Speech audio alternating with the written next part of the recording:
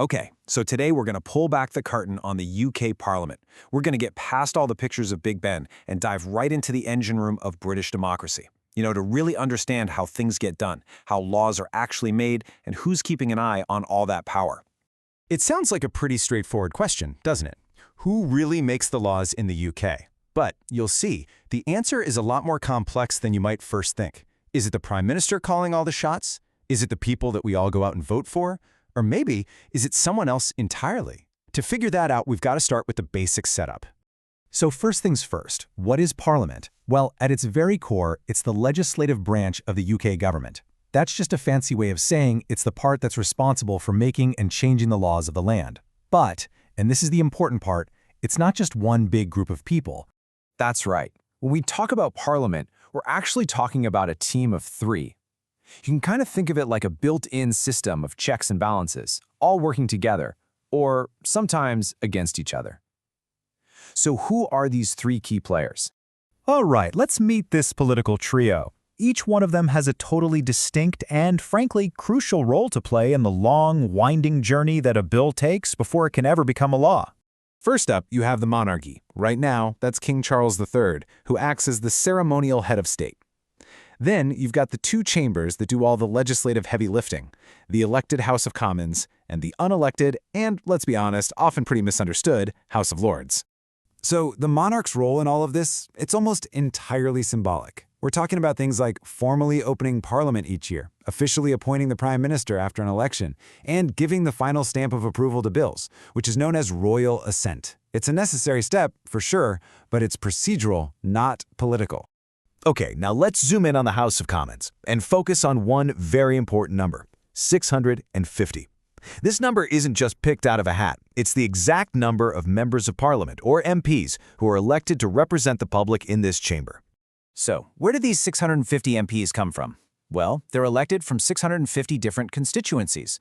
Basically, the entire UK is sliced up into 650 geographical areas, and the voters in each of those areas elect one person to be their voice and represent their local interests in the House of Commons. Right. Those 650 elected MPs, that really brings us to the heart of Parliament's structure. You've got these two chambers. On one side, the elected Commons, and on the other, the appointed Lords. And really, understanding the difference between these two is the key to understanding how UK law gets made. Let's just break this down. The House of Commons is democratic, right? Its 650 MPs are directly elected by us, the public. The House of Lords is not. Its members, who are called peers, and there are about 800 of them, are appointed. The Commons is what we call the primary chamber. That's where most new laws get started. The Lords' job is to be the revising chamber. They scrutinize, they amend, and they send proposals back. So you see the tension here. One house is supposed to represent the will of the people, while the other is meant to be a check on that power, bringing in expertise. This quote right here is talking about the old system for the House of Lords, where for centuries, seats were hereditary. I mean, think about that. A son would just inherit his father's title and his seat in Parliament. It's not hard to see why this was widely seen as, well, completely out of touch with modern democracy. Now, while a small handful of those hereditary peers are still around, today, the vast majority are what's known as life peers. These are people who are appointed because of their expertise in different fields, business, science, the arts. They serve for life, but yeah, this appointment process has its own controversies. The House also has a group called the Lord Spiritual. These are senior bishops from the Church of England. Okay, so we've got this structure down, but what does Parliament actually do all day? Well, it's about a lot more than just passing laws. A huge part of its job is just asking really tough questions. So you can boil it down to three core roles. First, and this is the big one, creating and scrutinizing legislation. They debate bills line by line. Second, they examine government policy and spending in these things called committees. And third, and this is probably the one you see most often, is holding the government to account, forcing ministers to stand up in public and answer for their decisions. Ah yes, Prime Minister's Questions, PMQs. It's the most famous half hour of the parliamentary week. Every Wednesday at noon, the Prime Minister has to stand up and face questions from all the other MPs.